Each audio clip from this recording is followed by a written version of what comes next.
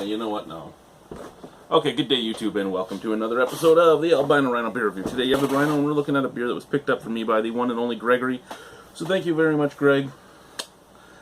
This beer I've already pre-done the wax on so that I can actually get it open, because this was thick wax, it was hard wax. Let's just finish peeling it off. It's from GLB, also known as the Great Lakes Brewery. That would be the Canadian Great Lakes, not the one from Ohio. And anyway, this beer is Great Lakes Brewery's the Imperial Bout, which is a Imperial Vanilla Bean Coffee Stout.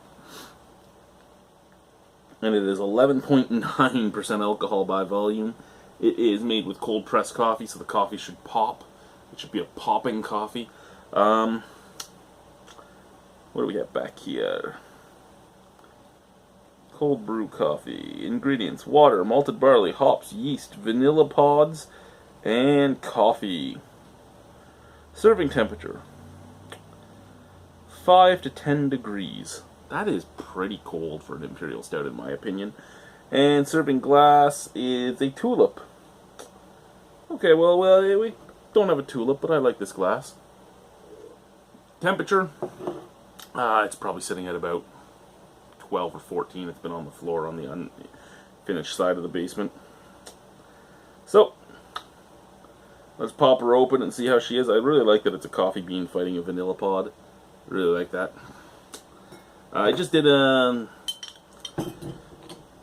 only have like 5 beers left to review, but they're all over 10% alcohol, and nobody comes over anymore to drink with me. So it's one of those things where I don't, and they're all big bottles, they're all 750s and stuff, and I don't want to drink a 750 milliliter bottle of 10% alcohol beer. It's just not something I want to do right now.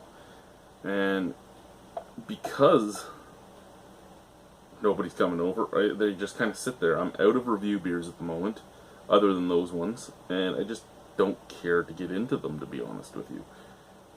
And bang. So there you are. That is black, boys and squirrels. Even the head is super dark brown. It's darker than I'm used to. Let's put him up on here. And I mean, you can even see the contrast between my Albino Rhino and my beer. A huge contrast. Huge contrast. Give her a smell.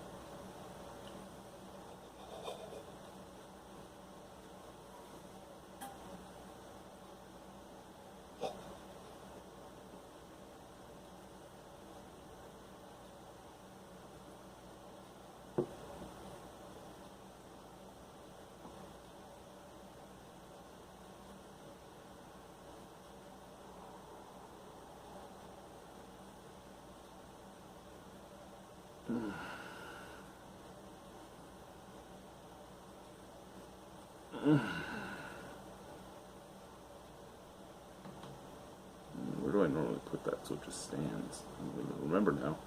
Oh, I can't remember where it goes. That'll work. That'll work. So, in the fist fight between the vanilla pod and the coffee, the vanilla is winning with a special help from chocolate. Oh my god, does this beer smell good. Like, oh my fucking god. Super duper vanilla. One of the most vanilla scented beers I've ever smelt. Kind of reminds me of the time I had that pull of Mill Street's Vanilla Porter right off the fermenter before they nitrogened it and everything, and even before it was done fermenting. Just a huge vanilla smack in the face with some chocolate, a little bit of coffee in the back end. The coffee's not popping as much as I expected it to. But yeah, chocolate, coffee, and vanilla is all I'm smelling on this. Smells delightful. Let's try it. Cheers.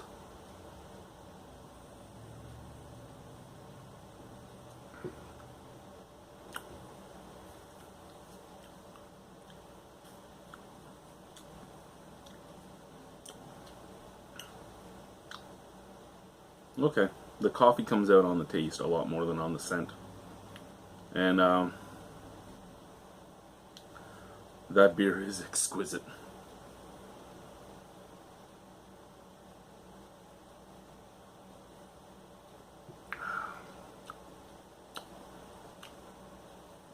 I don't think it's a beer that you'd want to chug, but on just the little sips, it's exquisite. You are getting, well, I am getting chocolate, lots of chocolate, baker's chocolate, milk chocolate, baker's chocolate, lots of vanilla. From the front right to the end, I'm getting the vanilla. The vanilla's still there in the back taste of this beer. Lots of coffee. Lots of, I'd almost say like German Magnum hops are in this. Do they even? No, they don't tell you what hops, just says hops. But it comes off very earthy, very dirty. Lots of roast.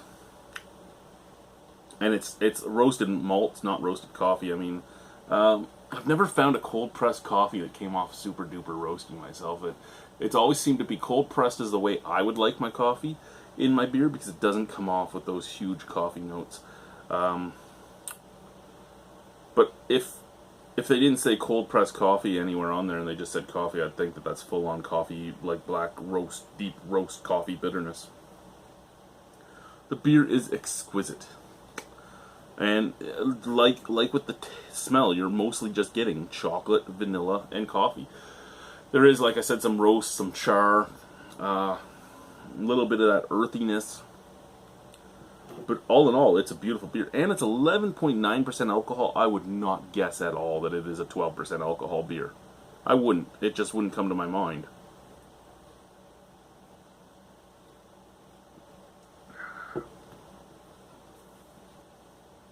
That's a beautiful beer. It really is. I love that vanilla taste. Just pure, straight vanilla. Mixed with that chocolate, mixed with that coffee, mixed with that roast, mixed with that earthiness. It all just mixes so well. It's well balanced between bitterness and sweetness. This beer is easily a 9.75 out of 10 for me personally. I could see it being too much for some people, but for me it is pretty much perfect. And I am going to drink this